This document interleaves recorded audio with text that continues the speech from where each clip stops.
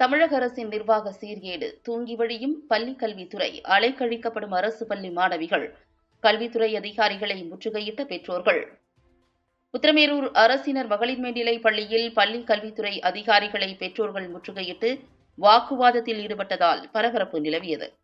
காஞ்சிபுரம் மாவட்டம் உத்திரமேரூரில் செயல்பட்டு வரும் மிக பழமையான அரசினர் மகளிர் மேல்நிலைப் பள்ளியில் உத்திரமேரூர் மற்றும் அதனைச் சுற்றியுள்ள கிராமப்புற பகுதிகளைச் சேர்ந்த சுமார் 1500க்கும் மேற்பட்ட 1ஆம் வகுப்பு முதல் 12ஆம் வகுப்பு வரையிலான மாணவிகள் பயின்று வருகின்றனர். கடந்த ஆண்டில் இப்பள்ளியின் பழுதடைந்த கட்டிடத்தின் மேற்கூரை இடிந்து விழுந்து மேலும் சேதமானது. இந்நிலையில் தமிழக அரசின் பள்ளிக் கல்வித்துறை நிர்வாகம் பள்ளிகள் திறக்கப்பட்ட பிறகு பழுதடைந்த கட்டிடத்தை இடிக்க உத்தரவு பிறப்பித்துள்ளது. அரசு பள்ளியில் மாணவிகளின் சேர்க்கை அதிகமுள்ள பள்ளியாக உத்திரமேரூர் அரசினர் மகளிர் மேல்நிலைப் பள்ளி செயல்பட்டு வருகிறது.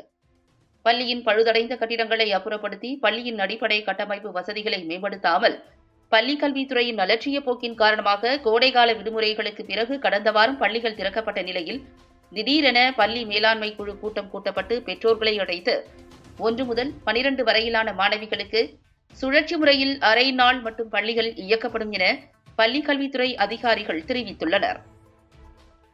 இதற்கு கடும் எதிர்ப்பு தெரிவித்த பெற்றோர்கள் 2 மாதங்களில் காலாண்டு தேர்வு எழுதவுள்ள பள்ளி மாணவியர்களின் கல்வி பாதிக்கப்படுவதாக கூறி பள்ளி கல்வித்துறை அலுவலர்களிடம் வாக்குவாதத்தில் ஈடுபட்டனர்.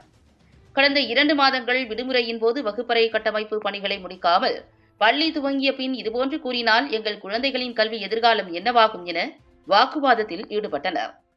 பள்ளி கல்வித்துறை அதிகாரிகள் கூறுகையில், கடந்த 2 ஆண்டுகளாக பள்ளி கல்வித்துறைக்கு மகளிர் மேல்நிலைப் பள்ளியின் சேதமடைந்த கட்டிடங்களை அகற்றிடக் கோரி பலமுறை கோரிக்கை விடுக்கப்பட்டது.